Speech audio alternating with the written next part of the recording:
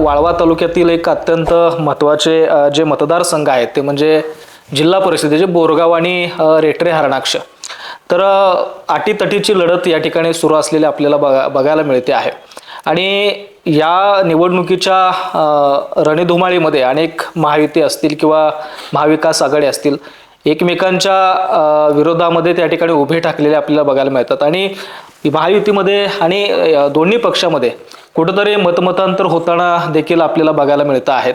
तर भाजपमध्ये सध्या कुठेतरी वेगवेगळी भूमिका असल्याचं आपल्याला बघायला मिळतंय. आता या संदर्भात चर्चा करण्यासाठी आज आपल्यासोबत भाजपचे एक ज्येष्ठ नेते प्रसाददादा पाटील आहेत, ज्यांच्याकडं भाजपचं कार्यकारिणी सदस्य पद आहे. दादा नमस्कार, आपलं स्वागत आहे. खरं तर निवडणुका सुरू आहेत मोठ्या प्रमाणामध्ये आणि तुम्ही आम्हाला कुठंच म्हणजे असं पूर्णपणे प्रचारामध्ये उतरलेले किंवा पूर्णपणे सहकार्य करताना आम्हाला दिसत नाही. नेमकी काय भूमिका आहे आपली? असं झालंय की महायुतीची एक मीटिंग झाली आणि महायुतीच्या मीटिंगमध्ये मतदारसंघांच्या वाटण्या झाल्या. अर्थात महायुतीची मुळात मीटिंग होत असताना भारतीय जनता पार्टीच्या प्रत्येक कार्यकर्त्याला विश्वासात घ्यायला पाहिजे होतं. म्हणजे जे दळातले जे काम करणारे ग्राउंड लेवलचे जे कार्यकर्ते आहेत त्यांना विश्वासात घ्यायला पाहिजे होतं, पण तसं काही विश्वासात घेतलं गेलं नाही. काही ठराविकच नेत्यांनी एक 4-5 नेत्यांनी ती मीटिंग घेतली आणि त्या मीटिंगमध्ये प्रत्येकाने आपापले मतदारसंघ वाटून घेतले. आणि 2 मतदारसंघ, आमचा जो मतदारसंघ आहे बोरगाव जिल्हा परिषद मतदारसंघ, तो राष्ट्रवादीला गेला आणि रेटरे हरणाक्ष राष्ट्रवादीला गेला. आणि मग आम्हाला सांगण्यात आलं की तुमच्या भाजपला तो मतदारसंघच नाही आहे, त्यामुळे तुमचा काय विषयच नाही, म्हणजे तुम्हाला उमेदवारी मागायचा पण विषय नाही. दुसरी गोष्ट की आमचा ओबीसी महिला प्रवर्ग असल्यामुळं आम्ही व्यक्तिगत मागू शकत नाही, कारण आम्ही ओबीसी नाहीच आहे, ओपन कॅटेगरीत असणं. माझं तर स्पष्ट असं मत आहे की कुठल्याही ओपन कॅटेगरीतल्या माणसानं जरी दाखला असला तरी ओबीसीत उभा राहू नये. बरोबर, माझी व्यक्तिगत भूमिका आहे. आणि मी तो माझ्याकडे पण कुणबी दाखला काढण्याचा वगैरे मी कधी प्रयत्न केला नाही, पण जर प्रयत्न केला असता तर मला मिळाला असता. कुणबी दाखला मिळायचं काय अवघड नव्हतं, पण मला वस्तुस्थिती मला की ते मान्यच नाही आहे. एखाद्या कॅटेगरीला मिळालेला चान्स आपण हिरावून घेणं हेच मुळात मला मान्य नाही आहे. त्यामुळे मी काही तो प्रयत्न केला नाही. परंतु एक गोष्ट मला अजून समजलेली नाही आहे की राष्ट्रवादीत हा मतदारसंघ गेला आणि ऍक्च्युली तिथं लढतोय कोण, तर हाताचा माणूस लढतोय, काँग्रेसचा माणूस लढतोय. आता एकीकडं आमचे सगळे नेते, वरिष्ठ नेते म्हणजे फडणवीस साहेब असतील, चंद्रकांतदादा असतील, यांच्या प्रत्येक भाषणामध्ये आम्हाला नेहमी हे ऐकवलं जातं की संपूर्ण भारत काँग्रेसमुक्त करायचं आहे. आणि मग आम्ही कसं काँग्रेसला मतदान देणं किंवा काँग्रेसच्या माणसाचा प्रचार करायचाच कसा, हाच एक प्रश्न आमच्या समोर उभा राहिलाय. आता काही ह्या बाबतीत वरिष्ठांना आम्ही हे कळवलंय. आणि जर हा मतदारसंघ राष्ट्रवादीला गेलाय तर उमेदवार कोण आहे त्याच्याशी आम्हाला काही देणं घेणं नाहीये, म्हणजे आमच्या व्यक्तिगत कोणाचं शत्रुत्व नाही आहे. पण त्यांनी जर घड्याळाच्या चिन्हावर जर लढवलं तर आम्ही लगेच सक्रिय व्हायला तयार आहे. म्हणजे अगदी त्यांनी आम्हाला सांगितलं की घड्याळ चिन्हावर आम्ही लढतोय. आणि आता काय बघा की निवडणुका चालू झाल्यापासून एक चित्र लक्षात येतं. आता अर्ज भरणी पण झाली, आता तिथं महायुतीच्या उमेदवारानं कुणीच अर्ज भरला नाही. आता जसं तुम्ही म्हणताय की राष्ट्रवादीला तो मतदारसंघ गेला म्हणजे अजित पवार गटाला, तर त्यांच्या आता इथले नेते बघितले तर निष्कांत दादा पाटील जे जिल्ह्याचे अध्यक्ष आहेत, त्यांच्या हातामध्ये बऱ्यापैकी तिथले सूत्र आहेत. मग त्यांचं काय म्हणणं आहे नक्की, म्हणजे त्यांची काय भूमिका आहे? नाही, त्यांनी तो काँग्रेसला दिला असं त्यांनी आम्हाला सांगितलं की आम्ही तो काँग्रेसला सोडलाय त्यांनी. बरं, म्हणजे जाहीर केलं त्यांनी? हा, त्यांनी जाहीर केलंय ना, त्या मीटिंग मध्येच त्यांनी सांगितलं की हा काँग्रेसला मतदारसंघ सोडलाय म्हणून. आणि मग आम्हाला हेच समजलं नाही अजून की मग आमचे सगळे भाजपच्या नेत्यांनी हे मान्य आहे का की काँग्रेसला महायुतीत घ्यायचं. मग महायुती महाराष्ट्र स्तरावर कुठंच काँग्रेसला घेतलेलं नाही आपण, म्हणजे अगदी देशात कुठल्याही कोर्नर काँग्रेस तुमचा विरोधकच आहे ना, पहिल्यापासून विरोधक आहे. आणि मग येताच कसं, मग आम्ही काय करायचं, म्हणजे भारतीय जनता पार्टीच्या कार्यकर्त्यांनी नेमकं काय करायचं. आणि हाच नेमका प्रश्न आम्ही चंद्रकांत दादांच्या समोरही ठेवलाय. आता ते 26 तारखेला दादा येणार आहेत, त्याच्याबद्दल निर्णय देतील. परंतु कोणत्याही परिस्थितीत जर घड्याळ चिन्ह नसेल तर मात्र आम्ही त्या उमेदवारांना मदत करू शकत नाही किंवा त्यांचा प्रचार करू शकत नाही. आणि मग स्वाभाविकपणे आमच्या वरिष्ठांना सगळ्यांना सांगून आम्हाला एक तर गप तर बसावं लागेल, किंबहुना मग शत्रूचा शत्रू तो आपला मित्र म्हणून त्याला मदत करावी लागेल. आता ह्या बाबतीत काय निर्णय घ्यायचा ह्याच्याविषयी आम्ही सगळ्या कार्यकर्त्यांशी चर्चा करतोय. आणि तुमची भूमिका थोडीफार लक्षात येते की काँग्रेस म्हणून तुम्ही तिथं काय मदत करणार नाही असं तुमचं ठामपणे मत आहे. पण एक आता जितेंद्र पाटील यांच्या बाबतीत सांगायचं झालं तर ते जवळपास त्यांनी हॅट्रिक केलेलीच आहे यापूर्वी आणि आता ते चौकार मारण्याच्या तयारीत आहेत. बरोबर. मग आता त्यांचं काम पण चांगलं आहे, मग त्यांचा एक माणूस म्हणून किंवा व्यक्तिगत म्हणून त्यांच्यावरती काय रोष आहे का तुमचा? असं नाही, व्यक्तिगत त्यांच्यावर आमचा कुठलाही रोष नाही. पण असं आहे मी स्वतः त्यांच्या विरोधात उभा राहिलेलो आहे पंचायत समितीला. माझा पराभव झाला सुरुवातीला, तिथून पुढे 3 इलेक्शन त्यांना झाले. मग ठीक आहे, तोच राग आम्ही राष्ट्रवादीत असताना धरला, मग आम्ही त्यांना मदत केली, दुसऱ्या वेळा केली, तिसऱ्या वेळा केली.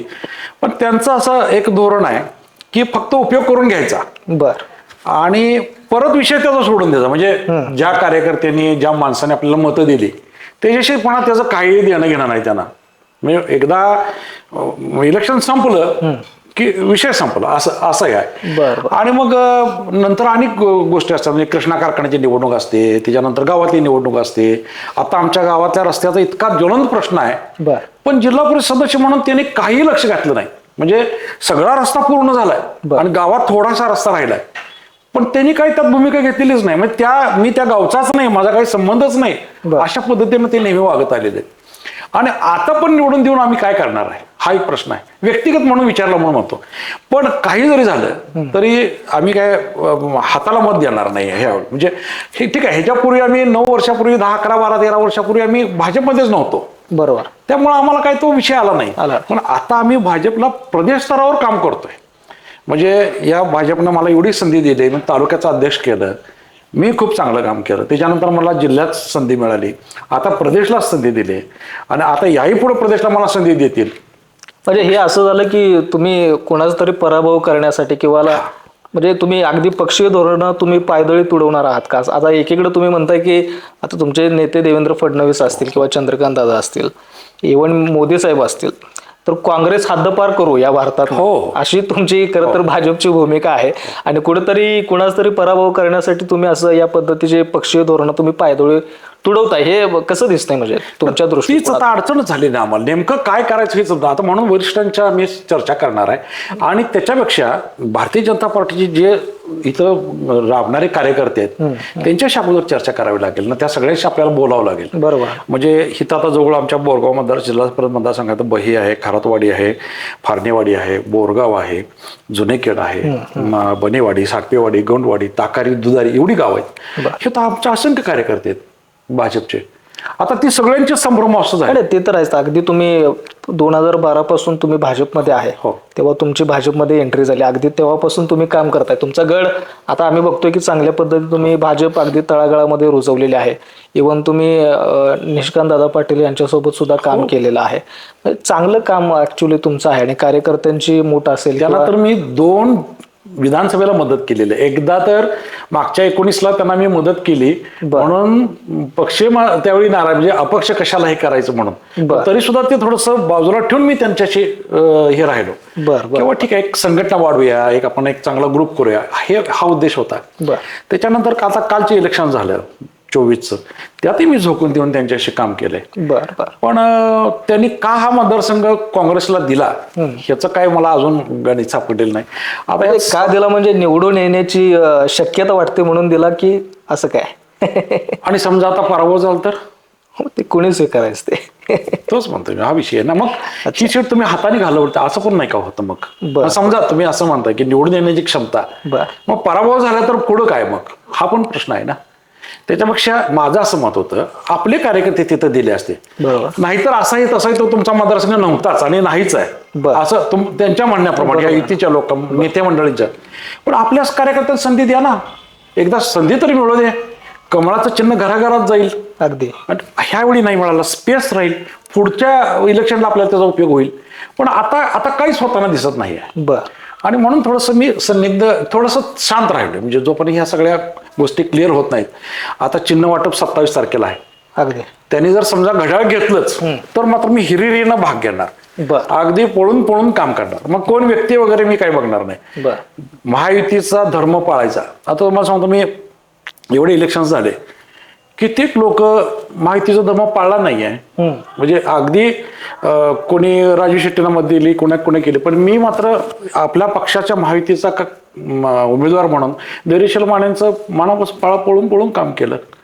आणि त्या सगळ्यांनाच त्याची सगळ्यांनी जाणीव आहे. त्यांचा मनात सतत फोन असतो, मला सांगा काही काम. ते खूप कामं करतात आमचे. म्हणजे जेवढे आता पण काय फंड्स वगैरे होते.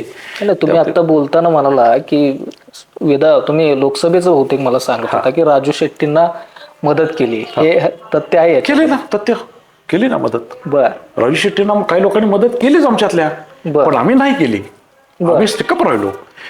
पक्षाचा आदेश होता म्हणजे राजू शेट्टींना मदत करण्याचं नाही, कुणाचा आमच्या महायुतीतल्या वरिष्ठांचा कुणाचा आदेश नव्हता. हे स्थानिक पातळीवरचं राजकारण झालं. बर.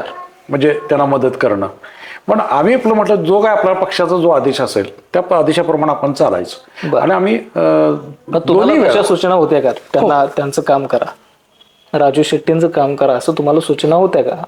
नाही, पण त्यांनी सूचना आम्हाला करायचा प्रयत्न केला, पण आम्ही त्याला प्रतिसाद देत नाही म्हटल्यानंतर त्यांनी आम्हाला ते साईडअप केलं आणि आम्ही आपलं पूर्णपणे वाहून घेतलं. धैर्यशील मानेंचे दोन्ही इलेक्शन झाले. आपण कधी धैर्यशील माने साहेबांना विचारा, दोन्ही इलेक्शनला आम्ही महायुतीचा धर्म म्हणून जेवढं काही शक्य प्रयत्न करता येईल तेवढा करून केला. म्हणजे महायुतीशी प्रामाणिक काम केलं, पूर्णपणे प्रामाणिक काम केले. आणि याही पुढे महायुतीशीच आम्ही प्रामाणिक राहू. पण ही जी आता टेक्निकली अडचण आली आमची, हे मात्र आता सगळं नाही. पण काय आहे की आता ही झाली तुमची बाजू, म्हणजे तुम्ही एक व्यक्तिगत म्हणून किंवा तुमचे काही ध्येय धोरणं असतील किंवा तुमचे काही विचार असतील त्यानुसार तुम्ही म्हणताय की मी त्यांना त्या ठिकाणी मदत करणार नाही. पण हा निर्णय खरं तर बघितलं तर पक्षीय आहे. कारण त्यात तुमचे इथं सम्राटवाडी जिल्हाध्यक्ष आहेत, चंद्रकांत दादा आहेत, सगळी बाकीची टीम आहे तुमची भाजपची. आता त्यांचं काय नेमकं म्हणणं आहे, म्हणजे त्यांच्याशी काय तुमची चर्चा झाली आहे का? तुम्ही पण तितकेच महत्वाचे आहात. नाही, बरोबर की आता ते त्यांच्याशी सगळ्यांचे विचार आम्ही केला, पण त्यांचं असं मत आहे की आपण जरा वरिष्ठांना हा प्रश्न विचारूया, वरिष्ठांच्या. कारण आता कसं झालंय, महायुतीमध्ये तो मतदारसंघ राष्ट्रवादीला दिलाय, त्यांनी काही काँग्रेसला दिलेला नाही आहे. बरोबर ना, राष्ट्रवादी दिलाय, राष्ट्रवादीनं काँग्रेसला दिलाय. बर. ही अडचण झाली. त्यामुळे आता ते चंद्रकांत दादांचे वगैरे, आता दादा तर सध्या ह्या महापालिकेच्या ह्याच्यामध्ये बिझी होते, त्यामुळे ते आले. तर उद्या आता 26 तारखेला येणार आहेत. आल्यानंतर माझ्या माहिती म्हणून जिल्हाध्यक्ष आणि आमच्या पक्षाची सगळी त्यांच्यावर चर्चा करतील, निर्णय होईल. मी मकरंद देशपांडेंना हा प्रश्न त्यांच्या कानावर घातलाय. त्याच्यानंतर चंद्रकांत दादांना मी प्रत्यक्षरित्या बोललोय मी थोडंसं, पण त्या वेळेत जमलं नाही तेवढं सगळं समजून सांगायचं. परवा महाबळच्या फार्म हाऊसवर त्यांची मिटिंग झाली, पण दादांना खूप घाई होती, पण तरी पण त्याने मी हा विषय सांगितलाय. तर त्यामुळे मी जरा चर्चा करतो.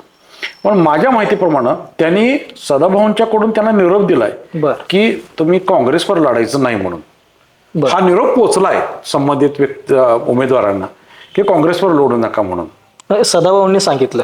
हा, सदाभाऊंना चंद्रकांत सांगितलं. बरं, काँग्रेसला सपोर्ट करू नका म्हणून. त्यांनी पण त्यांना सांगितलं की बाबा काँग्रेस म्हणून लढून चालणार नाही म्हणून. बरोबर. आमचं तेच मत आहे की तुम्ही फक्त घड्याळावर लढा, सगळा विषयच म्हटतं. माहिती म्हणून आपण सगळे ताकदीनं लढू, आपण सगळे, काही अडचण नाही. आणि इतकं परंपरेगत आता 13-14 वर्ष आम्ही ह्या पक्षात काम करतोय, कुठं थोड्यासाठी हे लागायला नको आपल्याला, असं माझं मत आहे. म्हणून मी थोडंसंच ते निघतं. आता बाकीचा फार मोठा काही ट्यूस अशाला काही भाग नाही. पण ही एक झाली, म्हणजे ही एक बाजू झाली. आता असं कुठेतरी वाटतंय का की प्रसाद पाटील यांना भाजपमध्ये कुठेतरी डावललं जातंय किंवा शाडप करण्याचा प्रयत्न केला जातो? थोडंसं आहे, तसं झालंय. कसं काय झालं, कुठं जाणवलं? काय होतं तुम्हाला सांगतो, व्यक्तिगत महत्वाकांक्षा असतात. आता मी खरं तुम्हाला सांगतो, मला कधीच आमदारकीची पण महत्वाकांक्षा नाही, खासदारकीची नाही, काहीच नाही. आम्ही आपल्या तालुका स्तरावर काम करतो, संघटनेत काम करायला आवडतं. आता प्रदेशचं मला हे देतंय, मी प्रदेशच्या मिटिंगला जातो. आम्ही हिरिरीला आमच्या इथले सगळे काही प्रश्न आहेत. उदाहरणार्थ आमचा सांगली पेठ रस्ता, मी आपल्याला सांगतो विशालजी, मी त्या रस्त्यासाठी एवढा पाठपुरावा केलाय, पण मी कधी त्याचा क्रेडिट घेत बसलो नाहीये. कधी घेतलाय. आणि ज्यावेळी तो रस्ता पूर्ण झाला त्याच्यानंतर मी कुठं तुम्हाला सरकारनं बोलवून बाहेर देऊन बाबा मी केलंय असं कधी काही केलं नाही. आमच्या पक्षाला त्याचं क्रेडिट मिळावं एवढं फक्त मी सतत प्रयत्न करत राहिलो. पडद्यामागचे प्रयत्न झाले तुमचे. पडद्या. आणि मग महत्वाकांक्षाचा भाग थोडासा होतोय, साईड ऑफ करण्याचा प्रयत्न होतोय, नाही असं नाही, तुमचा तो मुद्दा बरोबर आहे. पण आमच्या वरिष्ठांच्या कधी ना कधी तरी हे लक्षात येईल आणि पक्षाच्या तळमळीनं काम करणाऱ्या कार्यकर्त्याला न्याय मिळेल अगदी. ही अपेक्षा धोरण आम्ही चाललोय. आता ह्याच्यापेक्षा आपल्या हातातच काही नाही. समजा महायुतीनं हा निर्णय घेतलाच की बाबांनो आम्ही तिथं काँग्रेसलाच मदत करणार, तर प्रसाद पाटील यांची भूमिका काय राहील? कारण प्रसाद पाटील ह्या जो परिसर आहे, रेटरे हरणाक्ष असेल, बोरगाव मतदारसंघ असेल किंवा ही जी गाव आहेत, तर चांगला तुमचा वर्ग आहे कार्यकर्त्यांचा, किंवा तुम्ही एक तिथं किल्ला थोडासा निर्माण करून ठेवला असं म्हणायला हरकत नाही. खरं तर तुम्ही बाजूला गेला की कुठेतरी त्यांना फटका बसणार आहे, चित्र आता स्पष्ट दिसतंय. 100%. तेव्हा काय भूमिका असणार की बाबा महायुती सांगेल की इथं मदत करा त्यांना, तेव्हा प्रसाद पाटील काय करतात? नाही मी करणार मदत त्याला. अगदी पक्षाचा आदेश असून सुद्धा नाही, पक्षाचा आदेश मिळणारच नाही मला. 100 पक्ष म्हणू शकत नाही काँग्रेसच्या हातावर तुम्ही मदत करा आणि काँग्रेसच्या उमेदवाराला पाठीमागं फिरा, म्हणणारच नाही. मी आज पक्षाचा गमजा घालून बसतोय, बर, तिथं कमळ येते माझ्या ह्याच्यावरती. अगदी. उद्या समजा मी जर प्रचार करायला लागलो त्याच्यावर हात येईल. कसं ते म्हणणारच नाहीत असं मला पूर्ण खात्री आहे. बरं. आणि त्यातून जर म्हणलेच तर मी आता 26 तारखेला दादांची जी काय निर्णय होईल, चंद्रकांत दादा आमचे नेते आहेत, बर, शेवटी ते सगळं ठरवतात, ते ठरवतात. बर, आणि चंद्रकांत दादांना मी माझी भूमिका समजावून सांगेन. बर. आणि समजा अगदी त्यातनं दादा म्हटलेच नाही तुम्हाला करावंच लागेल प्रचार, तर मग आता आम्ही शांत बसू, पण मी प्रचार मात्र हाताचा मुळीच करणार नाही. आता मुळात काय झालंय की जितेंद्र पाटील यांची अवस्था, आता तुम्ही तसे भूमिका घेत असाल तर न घाट का न घर का अशी होणार आहे. कारण एकतर राष्ट्रवादी ते एकत्रित पक्ष आहे, शरद पवार साहेब असतील, जयंत पाटील साहेब असतील, काँग्रेस असेल, हे शिवसेना हे एकत्र आहेत, महाविकास आघाडी, आणि तुमची इकडे महायुती. आता महायुतीचं काँग्रेस बरोबर पटत नाही, ते विरोधक आहे, आणि आमदार जयंत पाटील साहेबांचं सुद्धा त्यांच्या बरोबर पटत नाही. आता कारण अनेक वर्षापासून त्यांचा संघर्ष आहे. मग जितेंद्र पाटील मध्येच असे कुठेतरी अंतराळी राहणार आहेत का? ते पूर्वीपासून अंतराळीच आहेत. बर, ते कुठल्याच काँग्रेसमध्ये तरी कुठं आहेत मला सांगा? जिल्ह्याच्या काँग्रेसमध्ये त्यांची एखादी ठाम भूमिका किंवा एखादं पेपरचं ठाम स्टेटमेंट, खरं तर काँग्रेस पक्षाची ध्येय धोरणं म्हणून कधी मांडलेत का त्यांनी? किंवा पक्ष म्हणून पक्ष काय करतोय? कधीही नाही. त्यांना त्यांचं स्वतःचं पद, कारखान्याचं संचालक पद हे झालं ना की विषय संपला. पुन्हा 5 वर्ष हे करायचं, पुन्हा इलेक्शन झाले की इलेक्शन मध्ये यायचं, असंच आहे. त्यामुळं हे पण आमच्या नेते मंडळी सगळं लक्षात घ्यायला पाहिजे. तुम्ही काय मदत करताय त्यांना? आता आम्ही अनेक वर्षापासून बघतोय. आता जितेंद्र खरं तर काँग्रेसमधून फार असा काही निधी येतोय किंवा फार मोठ्या पद्धतीचं काँग्रेस आमच्या पक्षाने सदाभाऊंच्या माध्यमात त्यांना 25 कोटी रुपये दिले. सदाभाऊन दिले, तुमच्या खासदार साहेबांनी दिले. आता बऱ्यापैकी म्हणजे महायुती कर्तव्य आहे ते तर आहेच, पण कुठेतरी सपोर्ट तुम्ही चांगल्या पद्धतीने त्यांना करताय असं दिसतंय ना. पक्ष करतोय आमचा किंवा आमची महायुती करते. महायुतीच्या कधी लक्षात येणार आहे मला काय माहित नाही, मग कधी थांबणार आहेत म्हणजे. पण मला सांगा की आम्हाला स्पेस कधी मिळणार? त्या जिल्हा परिषद मतदारसंघामध्ये आम्हाला स्पेसच नाही ना राहिली विकासाची म्हणा किंवा काय म्हणा. कारण हेच पुढवून सगळं निधीचं.